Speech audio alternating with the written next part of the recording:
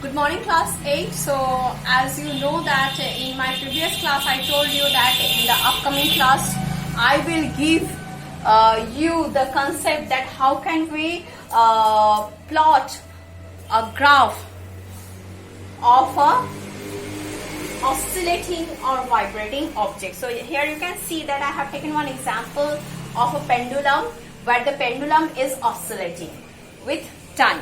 So as you can see that I have already prepared my graphical axis or the axis required for the representation of the graph. So let us start from the example. So you can see here this is the mean position of the pendulum.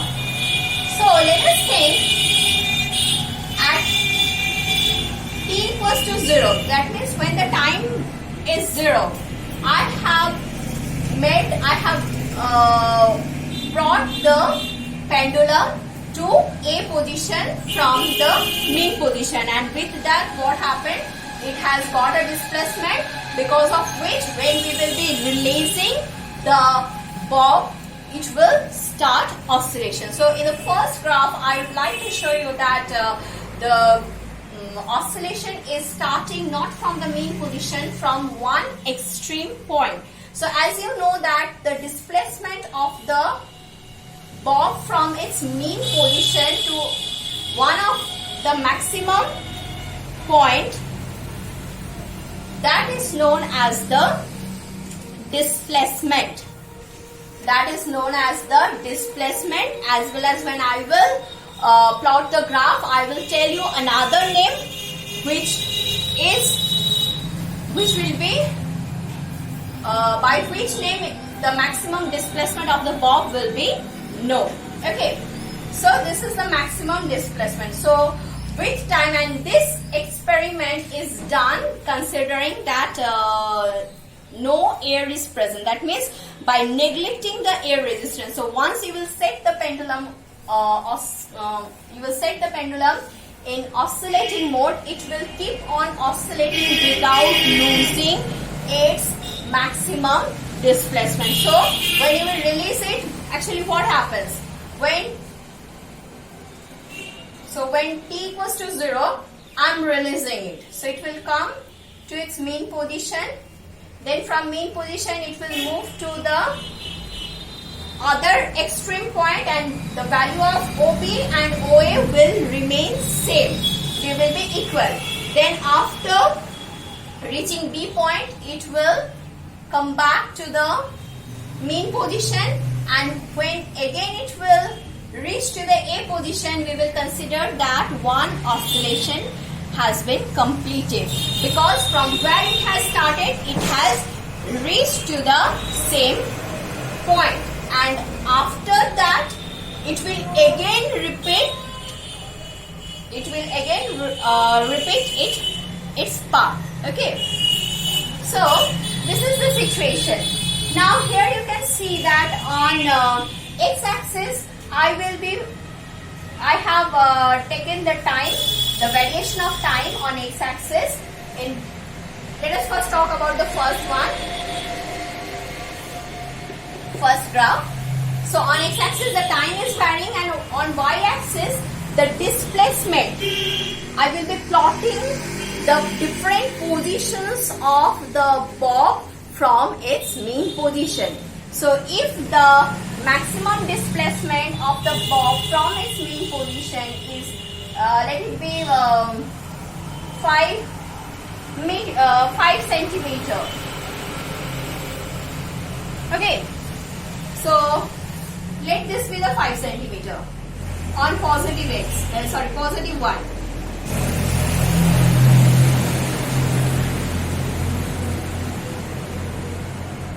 Okay, then similarly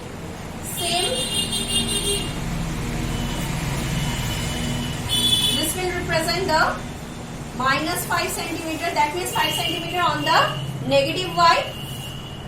That means on y prime axis. Okay, so now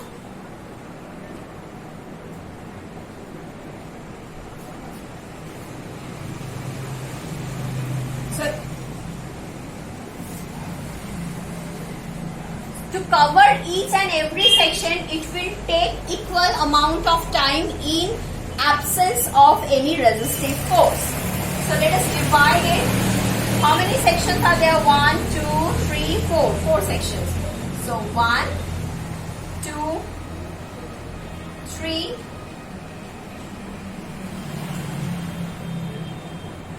4. Okay, near about same. So let us find.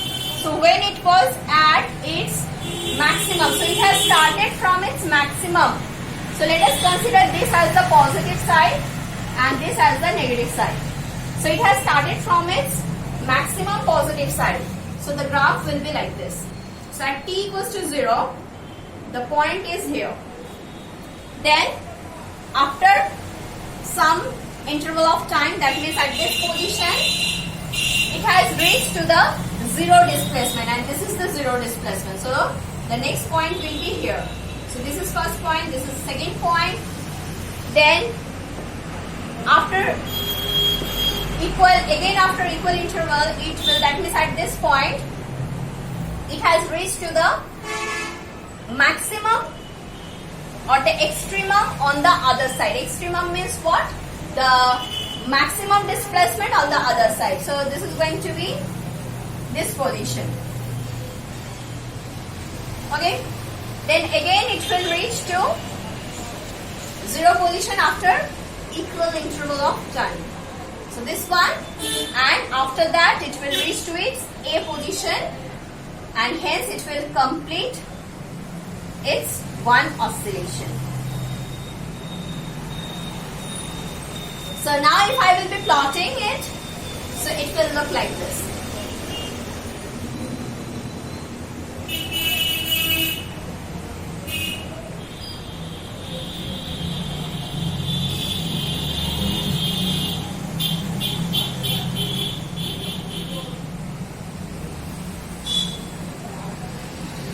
Okay. So now I am drawing the solid line.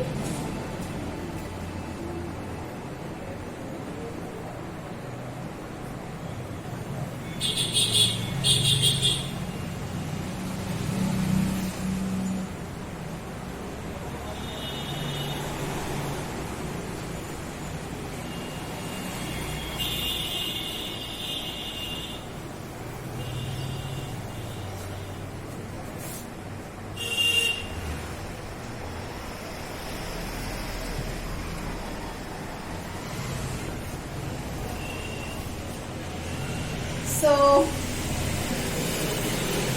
this is how the graph will look for this situation when I have started from A.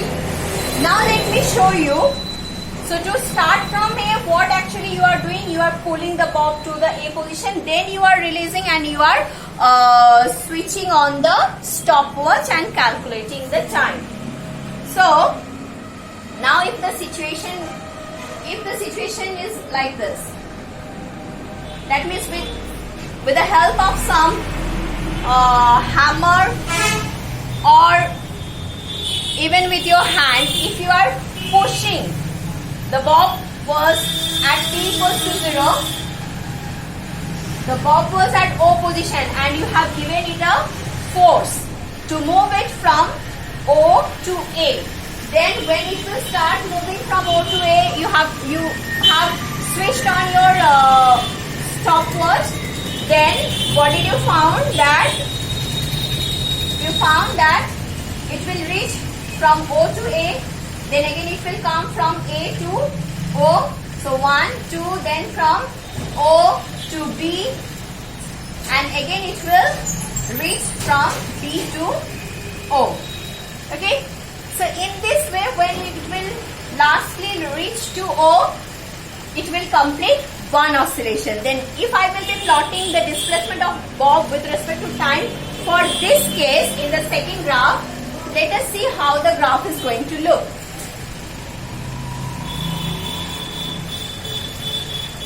So again I am taking the equal 5 centimeter maximum displacement. So this is the positive 5 centimeter, this is the negative 5 centimeter.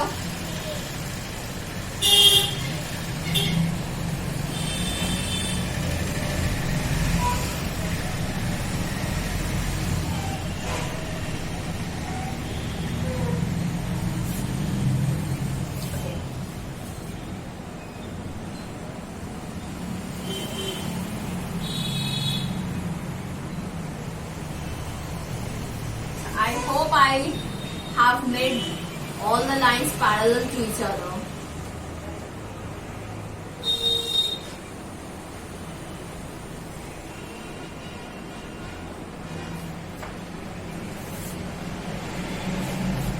So again, as because the same maximum displacement, so we will be getting, so the bob is going to cover those maximum displacement in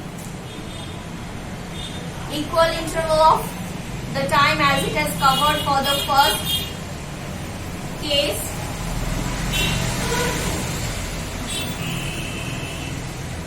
Okay. So now let us see how it will work.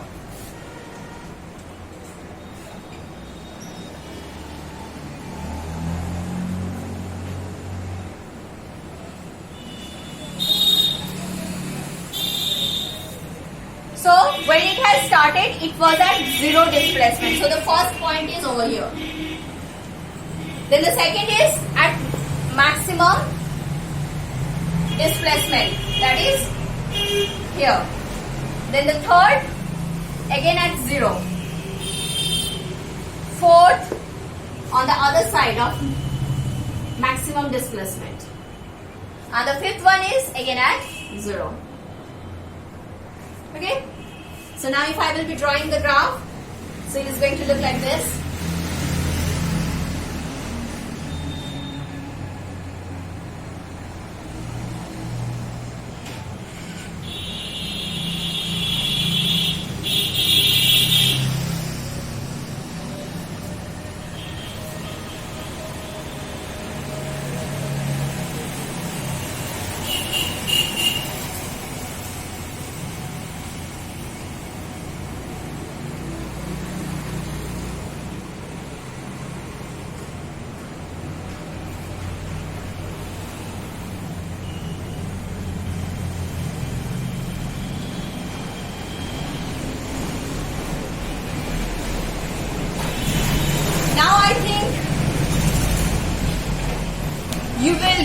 You have got that. What are these waves actually? What I told you in my first class, that waves, there is no such thing where an object moves like this or that. The motion is not like this of any object. So it is actually the graphical representation. So here I have represented the displacement of the bob with respect to the time. And you can also in your upcoming classes, that means when you will be in class 9, you can over there also you are having the sound chapter, so you will come to know that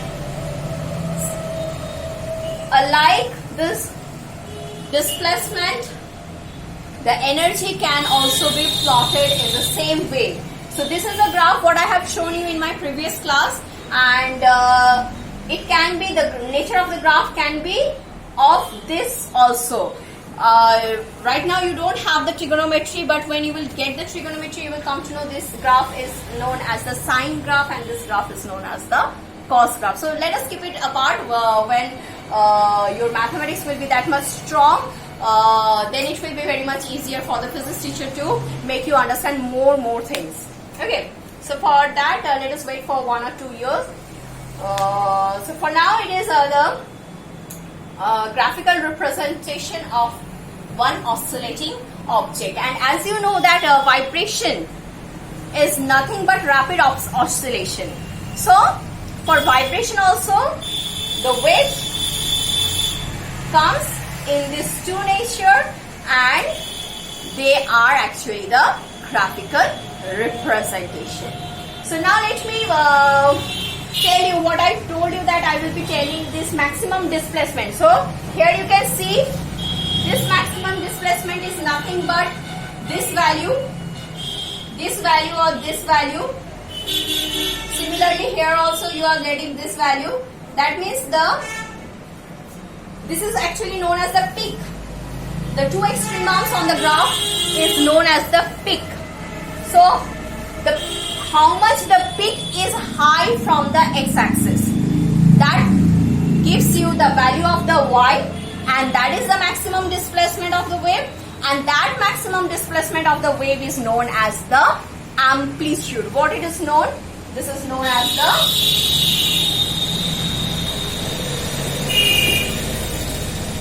amplitude. So keep this in your mind. So this maximum displacement is actually known as the amplitude of the wave. Okay. Now, in our previous class we have learned that from the distance between one crest to the next consecutive crest is known as the lambda. So if I will be writing this, so this distance is actually the lambda, that means the wavelength. Okay. Now here, this one. So this one wavelength, the wavelength of one wave, the length of one wave is known as the wavelength, what we have learned in our previous class, and it can also be defined with the help of crest as well as with the help of trough. Now here also you can see from one crest to other crest you have to draw one more graph, as because it has started from here, from the zero displacement position. So we have learnt, according to our previous class, what I can remember is that we have learnt about the wave, the wavelength. Now it comes the time period. So as you know from your earlier class, that means when you were in class 7, the time taken to complete one oscillation by one oscillating object is known as its time period. So in both the graphs we have plotted one complete oscillation. In both the graphs we have plotted one complete oscillation, and we have plotted the time variation of time in the x-axis. So from 0 to this time, let us call it as capital T. This represents the time period. So you know the definition of time period from your class 7 concept. Now here also, with the help of the graph, that is a wave, we have learned that from what to what we will be representing one time period. So for this graph, obviously from 0 to this one, so this is going to be our capital, this position will represent the capital T. So if it is capital T, then this is T by 4, this represents T by 2, this represents 3 T by 4, and hence this one as the T. So similarly, here also it is T equals to 0, then here T equals to T by 4, it is T by 2. Why this is T by 2? Because 2T by 4 gives us T by 2. This is going to be 3T by 4, and hence the last one as the T. Now what is frequency? That also I have told you in our earlier class that T represents, frequency is the number of oscillation in unit time. So as well as the frequency which is represented with nu, that is actually the inverse of time period. Mathematically, the frequency nu is the inverse of time period. Why? Because in one time period, we know one oscillation is completed. So, during the time period, as because one oscillation is completed, so we will be writing it as 1 by T. Because the definition of frequency is the number of oscillation completed in unit time. And the definition of time period is the time taken to complete one oscillation. Definition of time period is the time taken to to complete one oscillation is known as the time period, and the frequency is the number of the oscillation completed in 1 second or unit time is known as the frequency. The unit of time period is second, unit of SI unit of time period is second, and SI unit of frequency is second inverse or hertz. These are the things what we have discussed in our earlier class. Okay, so now with the help of this, if I will be concluding the definition of the sound, so the definition of the sound comes like this, that what was that? It was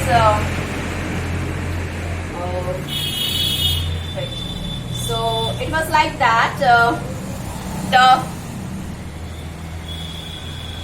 sound is a kind of, or is a form of energy which creates sensation in the living organism, in the ear of the living organism. And for human, the audible range of the sound is from 20 hertz to 20 kilohertz. Now, did you got that what we are talking about, the 20 and the 20 kilo? That are actually, we are talking about the frequency. So what frequency sound will be audible to us? That is going to be 20 hertz to 20 kilohertz. So to give you this concept, I have discussed all these things which are not actually included in our NCERT syllabus. So no need to take stress. These are not going to come in our examination, but please keep this vital knowledge or the concept in your mind for throughout the life. At least if you are taking science for 11-12, you will need all these concepts in 9, 10, 11, 12. So these are very much important. Okay, so today I will stop here, and in my next class I will again come back to our syllabus, and according to syllabus we will proceed our lecture.